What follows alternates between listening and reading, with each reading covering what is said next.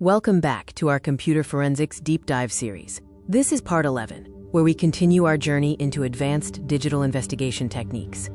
In this segment, we are moving beyond the basics to explore sophisticated methods for recovering and analyzing digital evidence, crucial for complex cases.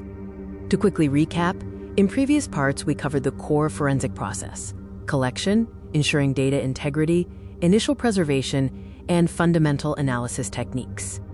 Our focus today shifts to two critical areas: advanced data recovery and the often overlooked area of memory forensics.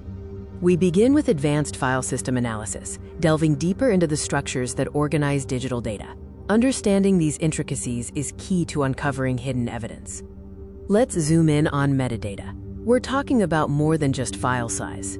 Deep metadata analysis, including timestamps and ownership information, can construct a precise timeline of events and attribute actions to specific users.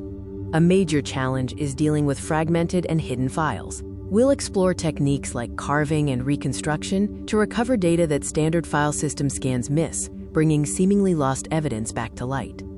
Next, we transition to the exciting and increasingly crucial field of memory forensics, also known as RAM analysis. The importance of capturing volatile data, the information held in active memory, cannot be overstated. This includes live network connections, encryption keys, and the state of running processes, data that vanishes when power is lost.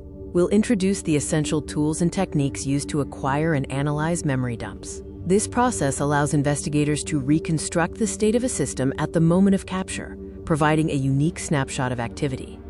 A key application of memory forensics is identifying hidden running processes and the artifacts left by malware that often only reside in memory to evade detection on disk.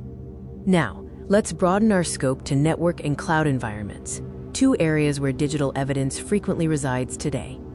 We'll briefly cover the methods used for tracing network activity, focusing on the analysis of network logs, packet captures, and flow data to track communication paths and data transfers. Cloud forensics presents its own unique set of challenges, including jurisdictional hurdles, restricted data access from providers, and the complexity of multi-tenancy environments. Finally, we discuss the essential culmination of all forensic efforts: professional reporting and documentation. A forensic report must be defensible, clear, and comprehensive. It's the document that communicates your findings to non-technical audiences, such as judges and juries.